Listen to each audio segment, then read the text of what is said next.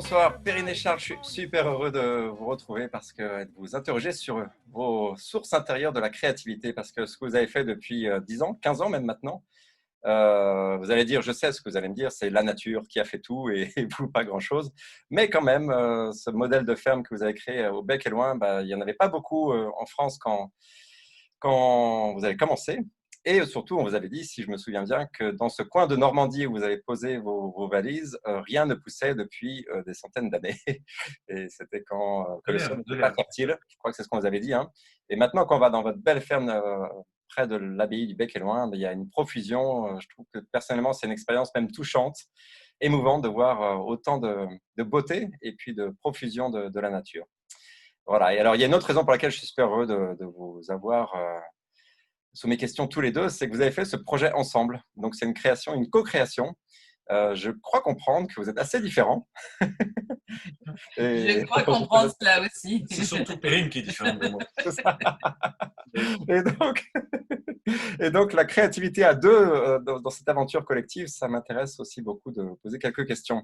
Alors, on va commencer par une question sur vos propres sources de créativité. Dans quelles conditions vous êtes, on va commencer par Perrine, honneur aux dames. Dans quelles conditions, toi, tu es la plus créative, Perrine? Dos au mur. En fait, je Ah, crois que dans les situations d'urgence, j'ai besoin d'adrénaline en fait, parce que tu vois, hmm, dans ma précédente vie, j'ai fait beaucoup de sport et j'ai besoin de cet engagement, de ce stress. Mais pour moi, le stress, c'est pas. Aujourd'hui, il est beaucoup, beaucoup utilisé comme un terme négatif, hein, comme un ressenti, comme une émotion négative. Mais moi, je vis vraiment le stress comme cette montée d'adrénaline qui fait que nos ancêtres couraient enfin devant, oui, devant le lion qui allait les attraper. Mais c'est vraiment ça, c'est cette montée de, allez, il faut y aller, là on y va, on réfléchit plus, on analyse quand même un petit peu, mais on y va, quoi. C'est ça. Et si je réfléchis trop, si j'analyse trop, en tant que juriste que j'étais, je pars dans beaucoup de tergiversations et j'ai plus de mal à y aller rapidement. J'y vais sans doute de façon plus raisonnable, mais c'est vraiment dos au mur que je suis la plus efficace. Alors justement, dos au mur, sans faire toute l'histoire de la ferme, je donnerai les références sur les livres où on peut découvrir l'histoire, mais dos au mur, des moments de stress, il y en a eu quand même quelques-uns, il y a eu dans l'histoire de la ferme, des moments où vous étiez un petit peu dos au mur, justement. Tu peux nous parler du moment le plus peut-être difficile, le plus dos au mur, et comment tu allais chercher, puiser dans ta créativité. Et après, je demanderai à Bon, il y en Charles. a eu beaucoup hein, de moments, mais les moments, je crois que pour moi, les moments les plus difficiles, c'était pas tant ni la fatigue physique, ni les difficultés économiques, c'était la mésentente entre nous, parce que comme tu l'as Hum, dit en introduction, on est très différents. Donc d'autant plus quand tu es dans des situations de crise quasi permanentes, en ce sens hum, que les premières années étaient difficiles économiquement, on ne connaissait pas notre métier, donc techniquement, on tâtonnait quand même pas mal. Enfin moi en tout cas, je n'ai jamais eu de doute quant au fait que la voie qu'on suivait était la bonne, mais beaucoup de doutes quant au fait qu'on allait y arriver. Alors Charles, lui, jamais, il ne doutait pas quant au fait qu'on allait y arriver, mais moi, je me sentais pas bonne, je me sentais, hum, j'ai cette exigence assez forte. Donc, je me sentais nulle, j'ai l'impression qu'on n'était pas bon, qu'on n'y arrivait pas, qu'on n'y arriverait jamais, mais ça, c'est un peu dans ma façon d'être et de penser.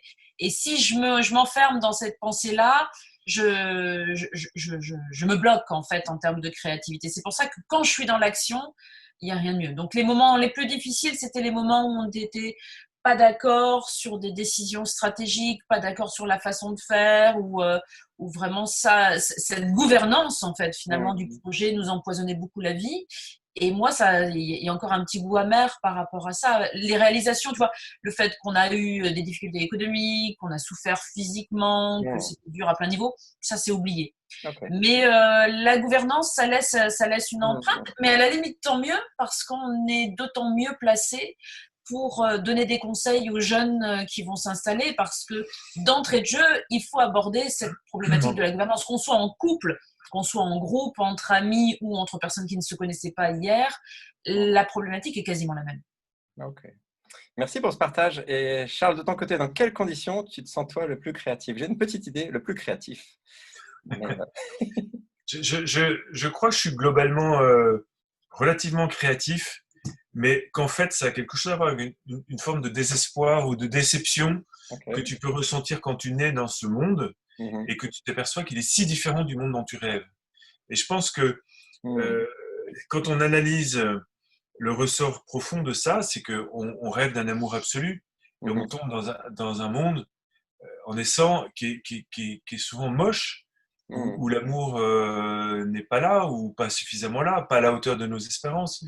Et en fait, quand je regarde ma vie avec les années qui passent, rétrospectivement, je crois que c'était ça mon grand moteur, c'était d'essayer Mhm. de rapprocher un peu mon monde réel du monde dont je rêve.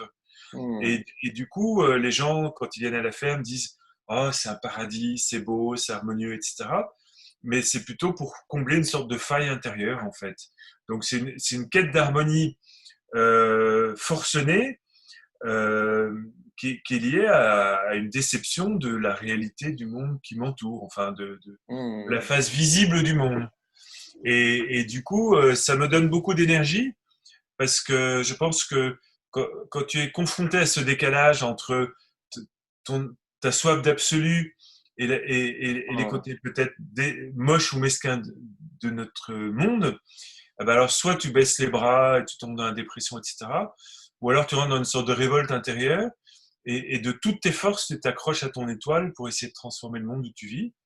Et ben moi, je crois que dès le ventre de ma mère, j'avais choisi cette seconde option une sorte de révolte, euh, de, voilà, de refus de se laisser détruire et de volonté de créer le monde, une sorte de monde idéal. Après, Ok. on est toujours un peu déçu parce qu'on n'atteint pas ce monde idéal, mais en même temps, on tend vers ça. Et puis peut-être qu'un jour, eh ben, on y arrivera. Mais tes moments de créativité, vraiment les instants, je sais, hein, Hmm. je touche du doigt, mais toi, tu devais dire Je, pour toi. je ne sais pas, j'identifie pas de moment D'accord. particulier parce que euh, le, le, le corollaire de ce que je viens de te raconter, c'est que c'est une sorte de fuite en avant aussi. C'est-à-dire que dès que j'ai réalisé Mhm. un truc, j'en attaque un autre, puis un autre, puis un autre, parce que je suis jamais comblé. Comme ce que je cherche, c'est une forme d'absolu, et que mes Mhm. réalisations sont toujours partielles. Du coup, j'ai l'impression d'être tout le temps créatif, Mhm. c'est lié à une forme d'insatisfaction. Hmm. D'accord. Alors, on va revenir à ce que tu disais, ça, c'était intéressant, Perrine. Juste pour poursuivre sur l'idée d'étoile, j'ai une expression qui n'est pas de moi, mais qui m'a bien plu, celle d'un haut idéal qui nous anime, justement, qui nous donne la force d'avancer, même au creux des pires difficultés. Euh, Comment tu restes, toi, l'œil rivé sur, comment tu arrives à rester l'œil rivé sur cette étoile dont tu as parlé, au milieu des multiples difficultés de gestion d'une ferme comme la vôtre, avec vous avez des salariés, il y a eu des moments difficiles, comme l'a dit Perrine. Comment tu arrives à rester connecté à cette étoile? Je te demande ça parce que moi, je trouve pas ça toujours facile.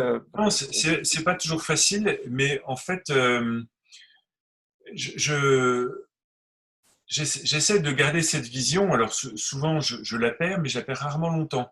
Ok. Parce qu'au milieu des pires difficultés, il y a franchement des moments où, Ouais. enfin moi, je me sentais au bord de la dépression, quoi. Hmm. Mais j'essaie de mettre ça en perspective. Je réalisais qu'au fond, mes difficultés, c'était vraiment pas grand-chose par rapport à ces mamans du tiers-monde qui voient leurs enfants mourir de faim ou qui font X kilomètres à pied tous les jours pour amener de l'eau, etc.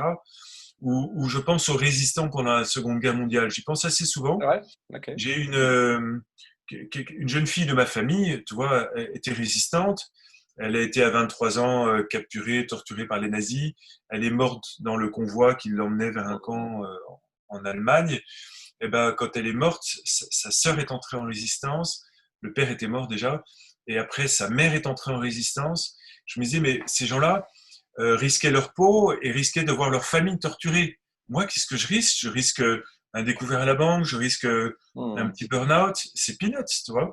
Et alors là, je me dis, allez Coco, vas-y, oublie tes petits soucis parce que si tu peux aider ne serait-ce que peut-être une personne par l'engagement de ta vie, eh ben, juste ça, ça vaut le coup, quoi. Hmm. Et ça m'aide. Et du coup, quelque part, je me sens à la fois très vulnérable et relativement indestructible parce que je sais que c'est au-delà de moi. Tu vois, que je m'appuie sur une force. Elle est en moi, mais elle est bien au-delà de moi. Ok. Et je peux être le mec le plus fragile du monde. Cette force, elle est cosmique, Hmm. quoi. Et Hmm. du coup, ça me donne une volonté relativement inébranlable. Ouais, il y a une source de créativité aussi. Et Perrine, alors tu disais, toi, comment comment tu pouvais la vivre, cette différence que vous avez avec Charles sur cette eau idéale, cette force, il parlait voilà, de cette force qui le pousse ou l'attire, je ne sais pas comment on pourrait dire. Et toi qui as euh, cette capacité dos au mur voilà, à te remettre dans l'action. C'est deux fonctionnements qui sont précieux dans une équipe, mais qui ne sont pas forcément faciles au quotidien, justement. Non, on est très complémentaires. Hein. Théoriquement, D'accord. on est très complémentaires. La plus grosse difficulté, c'est de marier ces complémentarités. Hmm. Mais finalement, qu'on le veuille ou non, sans même l'intellectualiser, le projet n'aurait pas pu être si on n'avait pas eu ces personnalités et ces forces-là. Moi, mon étoile, elle n'est pas dans le ciel, elle est en moi, si tu veux. Je me sens avec ce projet un peu comme avec mes enfants, comme une louve. Je me pose pas la question, c'est animal en fait, le raisonnement par rapport à la ferme, parce que en ayant traversé toutes ces difficultés, jamais j'ai remis en cause ce en quoi je croyais. Et je croyais mordicus que cette histoire de permaculture et tout ça, ça avait un avenir, mais surtout, je me sentais alignée. Enfin, aujourd'hui encore, je sais que c'est mon style de vie. C'est comme ça que je veux vivre. Je me sens complètement immergée dans la nature. Enfin, j'appartiens à ça. Et, euh, et demain, j'ai plus besoin de chercher, même si ma vie devait changer. Ma vie a lieu le théâtre de ma vie, c'est la nature, c'est une ferme sans doute avec les animaux, etc. Donc, si tu veux, il y a moi cette force qui vient de l'intérieur, comme une espèce de feu intérieur, une gestation, et c'est peut-être plus animal que ça ne l'est pour Charles, pour qui c'est plus aérien, plus cosmique. Et moi, c'est vraiment Je animal. confirme qu'elle est beaucoup plus animale que moi. Mais il y a quand même un animal Mais, qui se met en toi, j'en suis sûr, j'en suis sûr. Je ne sais pas ah encore oui, lequel. un drôle d'animal, je peux te le dire. Donc Ok. non, allier ces forces-là, oui, ça a été la plus grande difficulté. Et encore une fois, malgré nous, ça s'est fait par certains aspects. Ce qui me fait toujours pester, c'est que je pense qu'on aurait pu aller encore beaucoup plus haut, beaucoup plus fort, en mariant consciemment nos atouts respectifs. Et ça, on ne l'a pas fait. Et en même temps, je le disais, hein, notre couple et notre façon de travailler, c'est à l'image de la ferme, un écosystème fait de divers éléments qui ont eu des interactions que l'on voit et d'autres qu'on ne voit pas du tout. Et donc, avec la force de l'habitude, on est un peu vieux maintenant, on se connaît bien et la façon dont les choses vont s'entremêler, la façon dont l'un va réagir par rapport à quelque chose, etc. Si l'un vole les betteraves sucrières de l'autre, Ça sera élucidé. Hein. c'est la blague du jour. Bon, bah, l'autre râle, mais ça durera pas longtemps, donc on finit par en rire. Et voilà. Mais non, mais c'est assez intéressant cette espèce d'interaction invisible qui se met en place, vraiment à l'image des écosystèmes. Alors, il peut y avoir de la résistance, il y a souvent des résistances, des frottements, des choses qui vont pas, mais malgré nous, il y a des choses qui avancent, quoi. Tu vois, J'espère vraiment Sébastien, Ouais, vas-y, Charles. heureusement que tu es venu nous coacher si gentiment et si efficacement Ouais. il y a quelques années, parce que où Ouais. est-ce qu'on en serait sans ton aide? Ah, je ne sais pas. Je ne sais. Hein? En tout cas, c'était un moment Vraiment, fort de vraiment, venir. c'est dommage.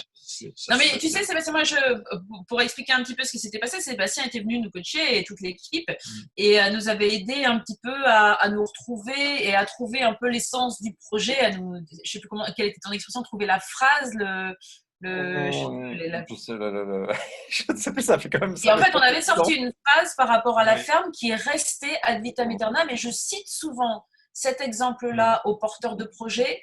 Et la phrase, je ne trouverai pas les mots exacts. On l'a oublié, mais elle était très importante. Elle est restée gravée dans votre mémoire. C'est juste que votre mémoire, c'est votre mémoire qui s'écroule. Mais ce que ça voulait dire, je me souviens très bien de ce que ça disait. Ça disait que la ferme du Bec et Loin devait à la fois être un cocon pour l'équipe, mais aussi savoir rayonner et être le lieu d'apprentissage de beaucoup. Et c'est exactement ce qu'elle a fait pendant des années.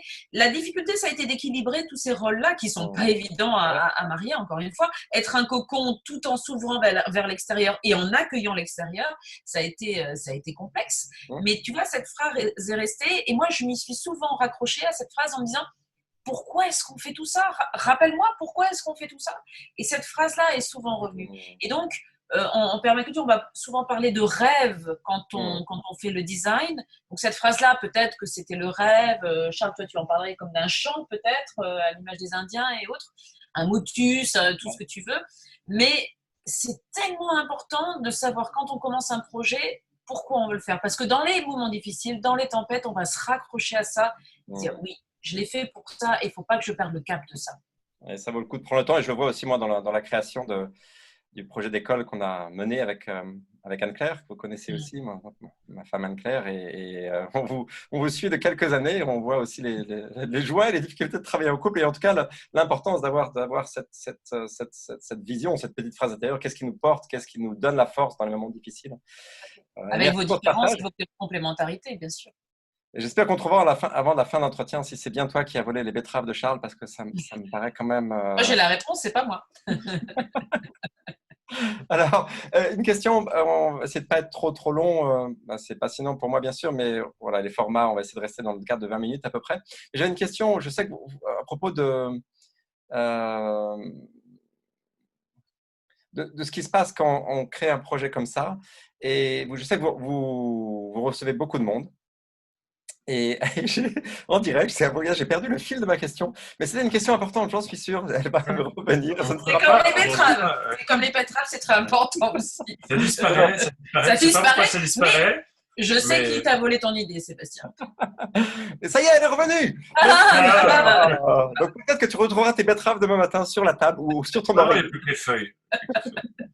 Donc ma question avant qu'elle reparte, c'est qu'est-ce que vous auriez envie de dire à tous les gens, peut-être vous le dites déjà à certaines personnes qui viennent vous voir, je sais que vous recevez beaucoup de monde, mais moi je vois beaucoup de gens qui auraient envie, notamment face à l'état du monde, de créer quelque chose, de faire advenir quelque chose qui n'existait pas, parce qu'on sait bien que la créativité, c'est pas uniquement dans le champ artistique.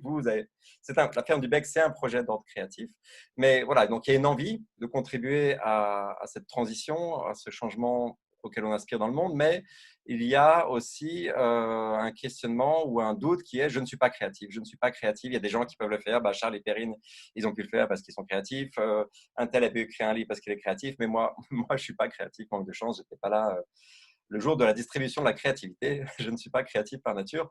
Et donc voilà, qu'est-ce que vous auriez envie de dire à ces gens qui doutent de leur propre créativité? Ils sont nombreux dans mon expérience. Je crois que chaque être humain est un trésor de créativité et que nos potentialités sont tellement au-delà de ce que chacun de nous peut percevoir. On est nos pires ennemis. C'est pas la société qui nous coupe les ailes, on se les coupe nous-mêmes largement. Hein. Enfin, on subit les injonctions de notre entourage et on se ratatine. Mais le monde n'a pas besoin d'être ratatiné. L'heure est grave dans un sens, puisque on sent une sorte de combat entre la vie et la mort sur la planète actuellement. Mais je suis profondément persuadé que chacun de nous peut contribuer à l'épanouissement de la vie à la hauteur de ses talents et qu'il faut y aller parce que le monde a besoin de nous. Chacun de nous étant un être unique, profondément unique, eh bien, l'univers est comme une sorte de grand concert et si l'un de nous refuse de jouer sa partition, il va manquer une note à la symphonie. Et c'est essentiel de se dire que quelles que soient nos fragilités, nos doutes, nos manques de confiance, on a quelque chose à apporter au monde. Et que réaliser ses rêves, ses propres rêves, c'est pas de l'égoïsme, c'est contribuer à la beauté du monde. Et je pourrais peut-être ajouter que nous-mêmes, on est des gens qui doutons terriblement, on n'est absolument pas sûr de nous, on se remet tout le temps en question, mais malgré ça, malgré nos fragilités, on sent que le mouvement de la vie nous emporte et que quelque part, en suivant notre étoile, ça nous fait du bien à nous et peut-être que ça peut aussi contribuer à embellir le monde. Donc, il faut pas se priver de se faire du bien et par là même d'embellir le monde, de faire du bien au monde, parce que nous sommes le monde. Merci Charles. Perrine, de ton côté, qu'est-ce que tu aurais Écoute, dit? moi j'étais exactement dans ce cas de figure, c'est-à-dire que j'estimais que je n'étais pas créative, je me savais atypique, mais la créativité pour moi c'était synonyme de quelqu'un qui a des dons artistiques, qui va savoir créer des objets, écrire un livre, des choses comme ça. Et tu vois, aujourd'hui avec un petit peu de recul et là, je me dis mais finalement quand je jouais au basket, tout ce que j'imaginais comme dribble, comme passe, comme machin, c'était de la créativité en soi, simplement c'est peut-être pas valorisé en tant que tel, et puis j'en étais pas consciente. Le fait de faire des blagues, parce que je faisais le clown tout le temps, bah, c'était aussi une forme de créativité. D'avoir une vie différente, parce que j'étais juriste, certes, donc assez classique, mais de partir au Japon, de partir à l'étranger assez jeune, parce que c'était mon appel, c'était ma passion, c'était une forme de créativité. En fait, c'est Charles, je crois, qui m'a ouvert les yeux sur le potentiel de créativité, le fait on peut lâcher ses peurs à partir du moment où on est passionné. Et effectivement, je remarquais que quand j'aimais quelque chose, quand j'étais passionnée, j'avais pas plus besoin de me poser la question de savoir si j'étais créative ou pas. Ça passait plus par la case de l'intellect. Encore une fois, on en revient à cette espèce de montée viscérale de passion, d'envie, qui fait qu'on passe tous les caps. Et je crois que quand quelqu'un est bien dans sa quête, dans sa ligne, dans son chemin, je ne sais pas comment le décrire, dans son soi en fait, il n'y a plus de questions qui se posent et la créativité, elle vient d'elle-même parce que les peurs tombent. Je crois que la passion, l'envie fait tomber les peurs. Alors c'est sûr que dans cette société très cadrante et très limitante, c'est pas toujours évident. Et en même temps, des gens créatifs, on en voit tous les jours. Enfin, je veux dire, sur le net, il y a tout un tas de gens qui se filment, qui font des trucs, qui font des machins de plus ou moins bon goût pour les uns ou pour les autres, mais tout ça, c'est de la créativité. Et j'ai trouvé, notamment pendant le confinement, qu'il y avait des gens mais d'une créativité mais absolument incroyable, qui se sont révélés drôles, vraiment qui essaient de remonter le moral des gens. Et je me suis dit, mais non, c'est pas vrai que les Français ne sont pas créatifs, parce qu'il y a peut-être un problème avec notre éducation, hein. Enfin, notre éducation. La façon dont l'éducation nationale envisage d'éduquer les enfants, et je crois qu'il y a là un gros problème d'ailes coupées, hein, c'est évident. Et si on revoit ça, si on passe par des systèmes scolaires et des systèmes d'apprentissage différents, sans doute les enfants auront moins ces peurs, cette peur de liberté, cette peur d'être passionné, cette peur d'avoir le droit de s'autoriser à. Merci, merci.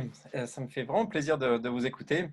Nous aussi. Et je dis pas grand-chose, mais je me sens vraiment à votre service pour que vous puissiez partager, témoigner. C'est pas, on voit beaucoup d'interviews de vous, évidemment, mais qui sont souvent, en tout cas celles que j'ai entendues pour l'instant, sur votre approche de la permaculture, sur ce que vous avez fait concrètement à la ferme. Mais vous avez moins, j'ai l'impression, hein, d'occasion de parler de vous, de votre intériorité.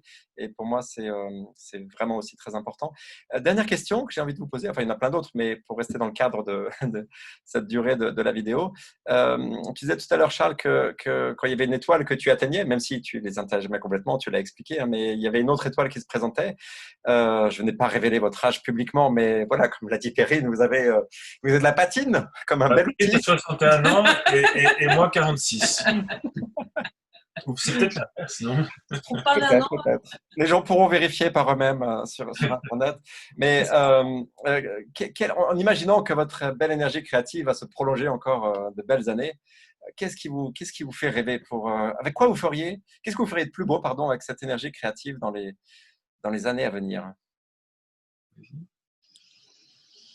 Qu'est-ce qu'on ferait de plus beau? Oh, pour moi, ça passe par la transmission. Mhm. Inévitablement, la transmission est l'aide à la création, on a eu la chance de vivre cette expérience et d'en être sorti vivant. Je crois que c'est un dû, mais surtout une grande envie, en ce qui me concerne, d'aider les autres à s'installer, à se révéler. Alors, quand je dis s'installer, bien sûr, je parle de création de micro-fermes, entre autres. Mais même le fait de créer des projets atypiques, moi, ça me parle beaucoup parce que, je le dis souvent à mes filles, hein, j'ai beaucoup souffert de cet atypisme dont on ne me disait pas le nom quand j'étais enfant et quand j'étais jeune. J'étais différente. Mais à l'époque, c'était plutôt une certaine lourdeur, une difficulté que d'être différente et qu'on ne me le dise pas, qu'on ne le verbalise pas. Moi, je m'en rendais compte, mais du coup, je me sentais toujours à côté de la plaque, pas à ma place, ou comme étant celle de l'autre milieu dans un milieu différent, etc. etc. Et j'ai beaucoup élevé mes filles en leur parlant de cet atypisme, en leur disant que c'est une force. Et donc, aider les gens à créer et aider les gens à être, si ce n'est fiers, en tout cas contents de leur atypisme, c'est quelque chose qui me parle bien. Fier et content de leur atypisme. C'est une belle formule. Merci. Charles, de ton côté? Moi, Ouais, puisqu'on est entre nous et que je sais que tu me comprends, hein, je fais abstraction des gens qui Il y a plein de peut-être gens qui regardent, regarderont, hein. tu crois. Moi, mon rêve, c'est d'atteindre l'éveil, quoi. C'est un rêve Mmh. spirituel. Mais quand je vois la faiblesse de mes progrès, je me dis, bon, j'espère que je vais vivre longtemps parce que sans ça, je suis mal barré. Mais il peut y avoir des éveils subis, tu sais, des éveils. Et après, le reste, toi, j'ai pas de plan de carrière, surtout à mon âge. Je me dis que si je parviens à me rapprocher de mon être profond, Mmh. et ben, voilà, je contribuerai, mais je ne sais pas de quelle manière, à la marche du monde. Je crois que être visible ou invisible, faire des grandes choses, des petites choses, c'est pas Mmh. ça qui compte en fait. C'est peut-être plus Mmh. la qualité d'amour et de conscience que tu mets dans ce que tu entreprends. Voilà. Mmh. Ah, j'aurais encore plein de questions à poser, mais peut-être une autre fois. On va s'arrêter là pour aujourd'hui. Grand merci à vous deux. Ça m'a Merci à fait toi, vraiment plaisir. Sébastien. Merci, Euh, Sébastien. Et c'est merci dommage pour que la tout ferme ce du que tu Bec fais. soit si loin d'Annecy. Mais en tout cas, Alors, tu sais qu'il y a un super projet hein, qui se crée là, à Annecy qui s'appelle Ceux qui s'aiment. Donc, tous les gens d'Annecy je peuvent donnerai le lien pour les voir gens qui regardent la à Ceux vidéo, qui ont qui envie de s'aiment. soutenir ce projet, ceux qui s'aiment avec les deux orthographes. Bah, Je mettrai le lien dans la ouais, vidéo. c'est clair. Un grand merci à vous deux. Et je vous souhaite, qu'est-ce que je vous Bon souhaite? vent, on t'embrasse fort et toute l'équipe aussi. Merci, Sébastien. Allez, merci. Merci beaucoup.